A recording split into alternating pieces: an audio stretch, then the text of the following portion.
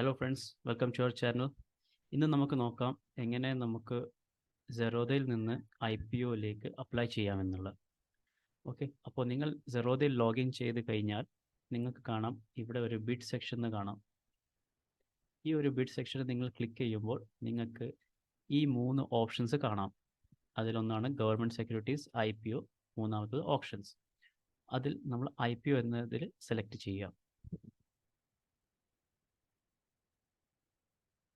IPO എന്ന് select ചെയ്യുമ്പോൾ നമുക്ക് കാണാം കുറേ IPOകളുണ്ട്.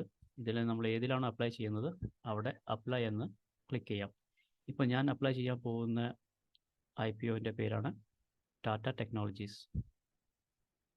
അപ്പോൾ ഇതിൻ്റെ ഡേറ്റ് സ്റ്റാർട്ടായിട്ടുണ്ട്, അതുകൊണ്ടാണ് ഈ അപ്ലൈ ഇങ്ങനെ വന്നിട്ടുള്ളത്. അപ്പോൾ 24th ആണ് ഇതിൻ്റെ ലാസ്റ്റ് ഡേ അപ്ലൈ ചെയ്യേണ്ടത്. ഓക്കെ, എന്നിട്ട് നമ്മൾ അപ്ലൈയിൽ ക്ലിക്ക് ചെയ്യാം. അപ്പോൾ അപ്ലൈയിൽ ക്ലിക്ക് ചെയ്യുന്ന സമയത്ത് നമുക്ക് 3 ഓപ്ഷൻസ് ആണ് വന്നിട്ടുള്ളത്. അപ്പോൾ അതിലുള്ള ഇൻഡിവിജ്വൽ ഇൻവെസ്റ്റർ ആണോ, അതോ ഒരു എംപ്ലോയി ആണോ, അതോ എക്സിസ്റ്റിംഗ് ഷെയർ ഹോൾഡർ ആണോ എന്നുള്ളത്. അപ്പോൾ നമ്മൾ ആ ഒരു കമ്പനീൻ്റെ എംപ്ലോയി ആണെങ്കിൽ ആ കമ്പനീൻ്റെ എംപ്ലോയി ആണെങ്കിൽ ഇതിൽ ക്ലിക്ക് ചെയ്തിട്ട് നമ്മൾ അപ്ലൈ ചെയ്യാൻ പാടുള്ളൂ.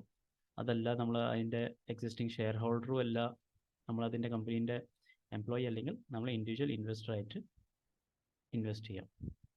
ഓക്കെ, അപ്പോൾ ഞാൻ സെലക്ട് ചെയ്യാൻ പോകുന്നത് ഇൻഡിവിജ്വൽ ഇൻവെസ്റ്റർ. അപ്പോൾ നമ്മൾ ഇൻഡിവിജ്വൽ ഇൻവെസ്റ്ററായി ക്ലിക്ക് ചെയ്യുമ്പോൾ നമുക്ക് ഈ ഓപ്ഷൻസ് ഒക്കെയാണ് വരുന്നത്. ഇൻഡിവിജ്വൽ ഇൻവെസ്റ്റർ ആയിട്ട് നിങ്ങൾ ഇൻവെസ്റ്റർ ടൈപ്പ് വെച്ചു, ഇതിൻ്റെ ഡേറ്റുകൾ, ഇത്ര ഷെയർ ആണ് ഇഷ്യൂ ചെയ്യുന്നത്, പിന്നെ ഇതിൻ്റെ ഇഷ്യൂ പ്രൈസ് റേഞ്ച് എന്ന് പറയുമ്പോൾ 475 to 500 റേഞ്ചിലാണ്. ഇതിൻ്റെ മിനിമം ലോട്ട് സൈസ് ആണ് 30. സോ മിനിമം 30 ക്വാണ്ടിറ്റി ആണ്. അപ്പോൾ 30 മൾട്ടിപ്ലൈഡ് ബൈ 500 അതാണ് 15,000. ഇത് മിനിമം നിങ്ങളെ ബാങ്ക് അക്കൗണ്ടിൽ ഉണ്ടായിരിക്കണം. സോ നെക്സ്റ്റ് നിങ്ങൾ നോക്കേണ്ടത് ഈ ഒരു സെക്ഷനിൽ നിങ്ങളെ ഗൂഗിൾ പേയോ ഫോൺ പേയോ നിന്ന് എന്താണോ നിങ്ങളെ UPI ID നമ്പർ അത് ഇതിലേക്ക് ആഡ് ചെയ്യാം. ഓക്കെ, അത് ഇതിൽ ആഡ് ചെയ്തതിന് ശേഷം നിങ്ങൾ ഏതാണോ UPI പ്രൊവൈഡർ, ഏത് ബാങ്കിനാണ് നിങ്ങൾ UPI ലിങ്ക് ചെയ്തിട്ടുള്ളത്, ഗൂഗിൾ പേ, ഫോൺ പേ നിങ്ങൾ ലിങ്ക് ചെയ്ത ബാങ്ക് ഉണ്ടാവുമല്ലോ, ആ ബാങ്ക് ഏതാണെന്ന് ഇതിൽ നോക്കാം. ആക്സിസ് ബാങ്ക് ആണോ, അതോ ബന്ധൻ ബാങ്ക് ആണോ, സിറ്റി ഗോൾഡ്, ഫെഡറൽ, HSBC ഏതാണോ എന്നുള്ളത് നോക്കിയിട്ട് നിങ്ങളിതിൽ സെലക്ട് ചെയ്യാം. ഓക്കെ,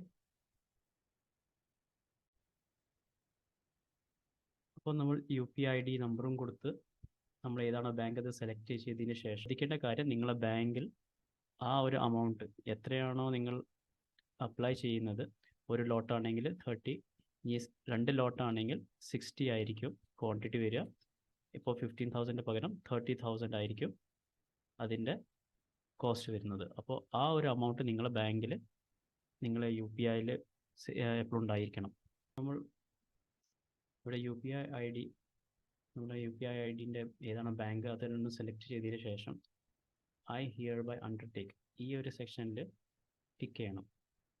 എന്നാൽ നമുക്ക് സബ്മിറ്റ് ചെയ്യുന്ന ഓപ്ഷൻസ് വരുള്ളൂ. ഇത് ക്ലിക്ക് ചെയ്തപ്പോൾ സബ്മിറ്റ് എന്ന ഓപ്ഷൻ വന്നു. അപ്പോൾ സബ്മിറ്റ് ക്ലിക്ക് ചെയ്യാം. സോ ഇവിടെ നിങ്ങൾക്കൊന്ന് കാണാം, application is in progress, you will receive UPI IDൻ്റെ. അപ്പോൾ ഇനി നമുക്ക് നമ്മളുടെ UPIയിൽ നമുക്ക് ഒരു റിക്വസ്റ്റ് വരും. ആ റിക്വസ്റ്റ് ഒന്ന് നമ്മൾ അക്സെപ്റ്റ് ചെയ്താൽ മാത്രമേ ഈ ഒരു IPO ആപ്ലിക്കേഷൻ കംപ്ലീറ്റ് ആവുള്ളൂ. ഇപ്പോൾ IPOൻ്റെ ഇത് വരാൻ വേണ്ടിയിട്ട് ചില സമയത്ത് 2 മണിക്കൂറോ അല്ലെങ്കിൽ 8 മണിക്കൂറിൻ്റെയൊക്കെ മേലെ എടുക്കാറുണ്ട്. സോ പേഷ്യൻസ് വേണ്ടി വരും. പിന്നെ ഇതിൽ നിങ്ങൾക്ക് ഒരു റിക്വസ്റ്റ് വരും ഈ ഒരു എമൗണ്ടിനുള്ളത്. അപ്പോൾ ആ സമയത്ത് നിങ്ങൾ ക്ലിക്ക് ചെയ്താൽ മാത്രമേ നിങ്ങൾക്ക് അതിലേക്ക് സക്സസ്ഫുള്ളി അപ്ലൈ ചെയ്യാൻ പറ്റുന്നുള്ളൂ. സോ വീഡിയോ ഇഷ്ടപ്പെട്ടിട്ടുണ്ടെങ്കിൽ ലൈക്ക് അടിക്കുക, ഷെയർ ചെയ്യുക. ഇനി ഇതിൻ്റെ പോലെ തന്നെ കൂടുതൽ വീഡിയോസിന് വേണ്ടി സബ്സ്ക്രൈബ് ചെയ്യുക.